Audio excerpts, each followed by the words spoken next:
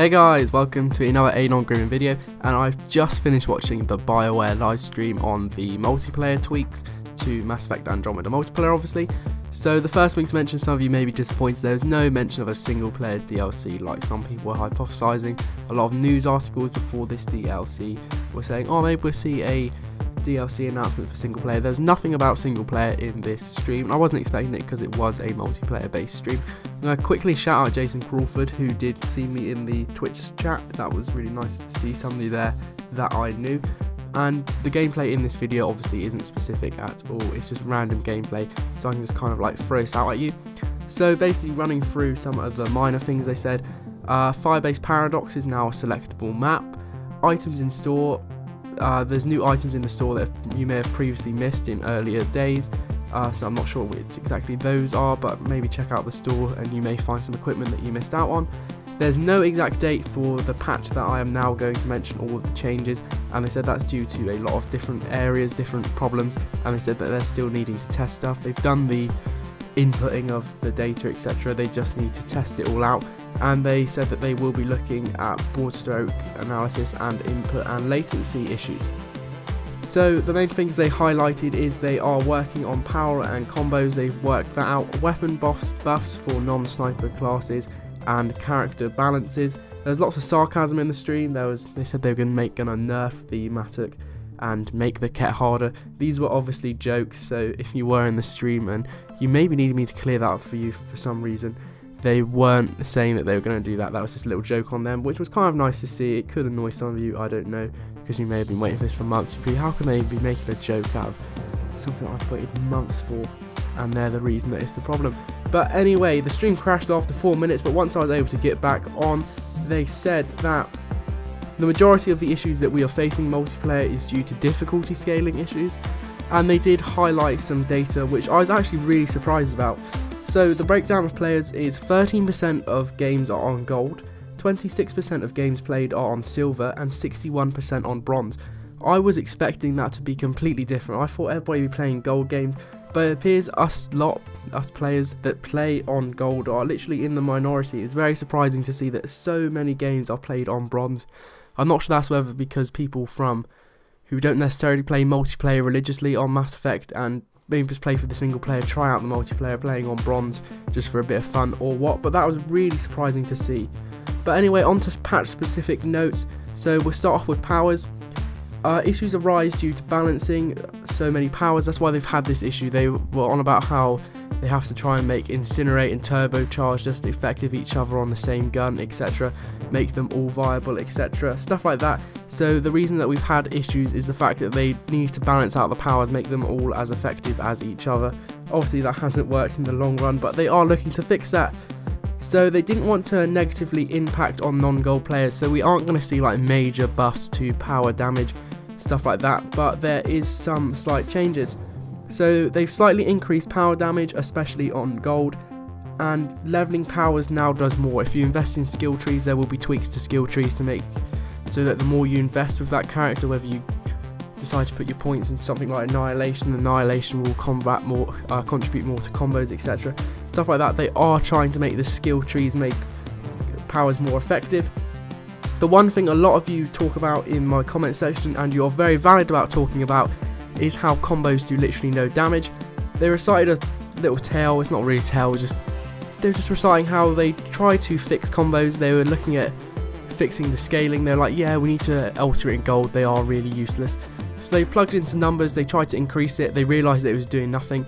They increased it further and it was doing nothing again, and then they realised that the reason that combos are so bad on Mass Effect Andromeda is because of a scaling bug. Basically, no matter what numbers were put in there, the system wasn't allowing it, it wasn't scaling it, and it just wasn't contributing. So basically it was a bug that was stopping combos being effective on gold just due to a scaling issue. So hopefully combos will be fixed and maybe more effective than we could ever hope for. Moving on to something that obviously I talk about a lot, weapons.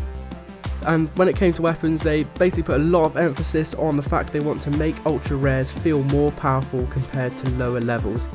Said they should just be straight up better, which is kind of fair. When you play a game, you obviously expect an ultra rare weapon to be better than a common weapon, and that is something they are really looking at investing in. So what they said is rares should now completely be better than a max level common / uncommon. I'm not sure to what extent they're going to be doing this and whether they will hold true to that, but that does maybe sound a bit unfair that a rare can be more effective than a maxed out uncommon straight out of the bat. That may mean that a lot of people will end up not investing in common and uncommon guns like we have seen now and just go for the higher rarity ones. So that may be a downside for some of us who like to play it a lot and may like to level up a lot of guns, like mix up our gameplay, just because it does seem they are trying to make rares better than uncommon straight out from packing it. So a level 1 rare will be better than a level X uncommon, which is quite surprising, and obviously that will be the same from ultra rare to rare. The ultra rares will be straight out better than an X rated rare. Some weapons are no longer ultra rare. That is very nice to see. There are obviously some really terrible ultra rares in the game, so they have been dropped down to make room for new guns, which may not be introduced in the patch but will be introduced over the weeks. So some guns are no longer ultra rares. And then we go down onto the Matrix being improved. The guy on the stream said it now feels playable, but they said it is not necessarily now gold viable. They don't believe that commons and uncommons should be used on gold difficulty, and you should be using rare weapons on gold from now on. So they've kind of like scaled weapons with the difficulty. So obviously your bronze based weapons, your commons are for bronze, your uncommons are for silver, rares and ultra rares are for gold. So that was quite surprising and may alienate a few of you, especially a lot of you who like your common guns now. You may have to try and think of a completely new loadout to bring into gold games as of these changes. So continuing on the weapons, they have decided to increase damage of all guns across the board. So they buffed all guns, especially on gold. However, and they decided to do this. They decided not to just buff Outliers to make them more in line with what we know now as a good gun. So they haven't decided to edit guns like the Ushaya and just make them in line with guns that are currently effective now. Instead, they decided to increase everything to make everything a little bit more viable, and then further invest in the Outliers. So who knows, maybe the Ushaya now could be an effective gun.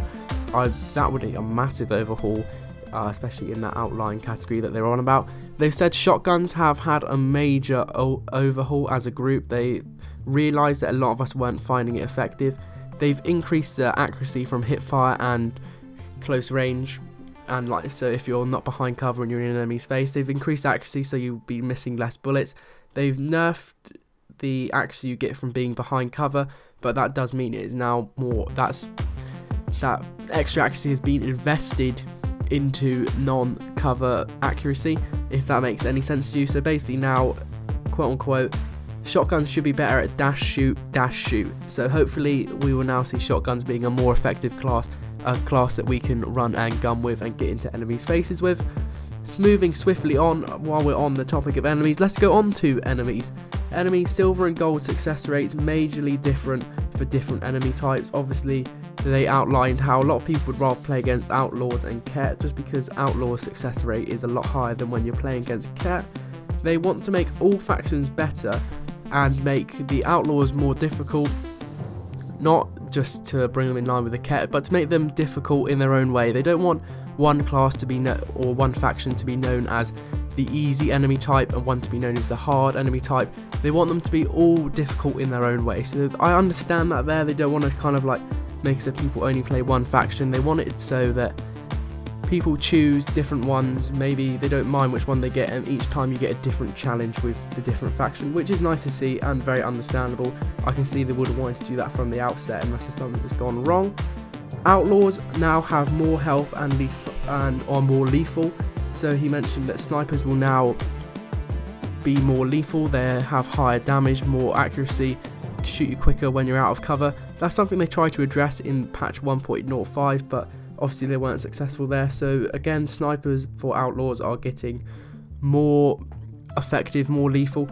Also, he said that they were going to increase shields on a lot of enemies and armor on higher rated enemies in the Outlaw class.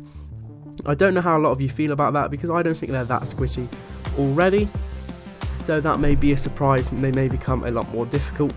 Moving on to the Ket, he did joke at the beginning that they're going to buff the Ket and make them harder to fight, but that was obviously a he did say that the Ket are going to become more squishy, so they're going to have reduced shields and health, less chance of a sync kill. So now obviously you can't just be approached by an Ascendant and instantly crushed to death. You will be able, they will be less likely to use that sync kill on you and instantly murder you. So that is nice to see. That's something that a lot of you have had problems with. So hopefully now that'll be in the form of maybe the Ascendants can't dash towards you or like move towards you, like teleport towards you and then put you in that little bubble and kill you. On the topic of Ascendants, this is what the final thing about enemies. Cobra missiles will now go through Ascendant shield. So what he means by this is if you shoot a Cobra missile on gold, it will take out a an Ascendant shield, and the damage left over will be done to the Ascendant's health, which is very nice. That makes Cobra missiles a lot more effective, as you can imagine, and as you probably know before, it was very useless to use a Cobra against an Ascendant because you basically just take out their shield. However, he did say this will not be a one-hit kill. And then they rounded off the live stream with this is a first step sort of statement, saying this is a patch in a long line of other patches, which I kind of get, but it has been a month. They should be making quite solid, substantial ground by now. There should just be little tweaks needed. This shouldn't really be a first step patch. And they said they are still looking at crashes and disconnects, lag and latency, and weapon bloom. They said they'd do a more in-depth review of weapon bloom in the coming weeks and months, maybe it will just be weeks. Hopefully it's not months, because that would be too far into the future. But anyway, that was how they rounded off the stream. Another thing they did mention is mission funds. They realised that a lot of us have a lot to spare. I have about over 1,000, and they did say that in the next update they will be introducing something new to buy to do with leveling of characters. This sounds very interesting, so maybe you can invest some of your mission funds to increase a weapon's rank instead of having to pack it again. I don't really know about that, so that seems interesting. That was probably the most exciting thing I learned from this live stream, was the fact that mission funds will now be investable into some sort of leveling, whether it's to do with characters or weapons. So I do look forward to that. Overall, it was a pleasant live stream. They were a bit too sarcastic for my liking, considering that it's been nearly over a month since the game was launched and we're still having a lot of issues. So maybe I didn't appreciate their sarcasm too much, but I understand that you do have to be light-hearted with this sort of stuff. It's a step in the right direction. The fact that stuff like combos were ineffective due to a bug is pretty laughable, considering it's been this long and they've only just realised that. But anyway, hopefully this patch will do a lot. I do look forward to it. They were quite thorough with what they told us, and that is nice to see, and hopefully they will do a blog post about it soon. They said they would do that. No idea when the date of this patch being dropped will be, but as soon as it is dropped I will let you know, and I will read you through the blog, etc., show you gameplay tweaks. I've also uploaded a video today of a new objective type that I found in Andromeda multiplayer, so please check that out, and as per usual, have a nice day. Peace out.